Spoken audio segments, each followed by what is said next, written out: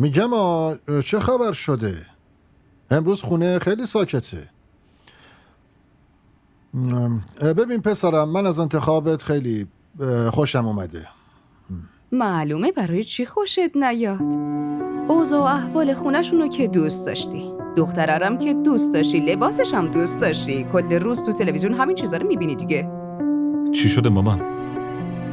چرا انقدر صنم و لباساشو گنده میکنین؟ چرا نکنم؟ ها؟ بابا خدا منو ببخشه، عروس آیندم یه تیکه لچکم حتی دور خودش نپیچیده بود. مامان منظور شالیه که دختر رو دور گردنشون میندازن. آهان. یعنی تو به این که صنم شال نپوشیده بود اعتراض داری ها؟ آخه تو این دور زمونه کی اینقدر خودشو میپوشونه؟ من همینقدر خودمو میپوشونم. بعدم میاد دخترها بدون شال برای خودشون بگردن. بابا دخترمون زویام همینه، چه تو خونه باشه چه بیرون، یه لحظه هم شالشو کنار نمیذاره. بعد اون جلو نامحرما همش داره اونطوری میچرخه. شال زن رو سرش رحمت خداست. ثروتی هم بالاتر از حیا نیست، ولی کیه که بفهمه همین میشه دیگه. آخه این روزا دخترها تو خونه خودشونو چجوری میتونن درست بکنن؟ آخه لباس چه اهمیتی داره؟ اینو ببین چه جور دختریه. به نظرم خیلی خوبه، عاقل، تحصیل کرده، فهمیده، خانواده‌اش هم که خوبن. مادرش هم به نظر من که خیلی آدم درست حسابی بود.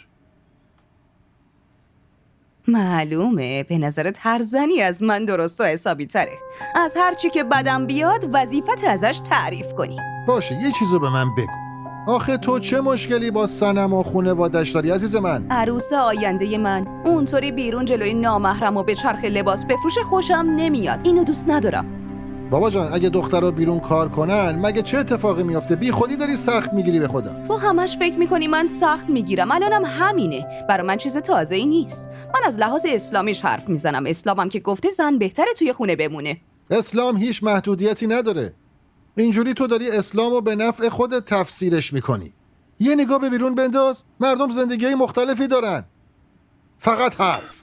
خب هرچی هم بگین من این دختر رو عروسم نمی کنم. به هیچ وجه برای این نمیگیرمش. تصمیممو گرفتم. باشه، منم تصمیممو گرفتم. من فقط با صنم عروسی میکنم. اگه نمیتونید قبول کنید باهاش عروسی کنم، دیگه حرفی از ازدواج با هم نزنید. یه بار بهونه استخاره رو میاره میگه نه، یه بار بهونه مدو، یه بارم بهونه اصالت و خانواده. از کجا همچین دختره بیارم که به معیارهای شما بخوره؟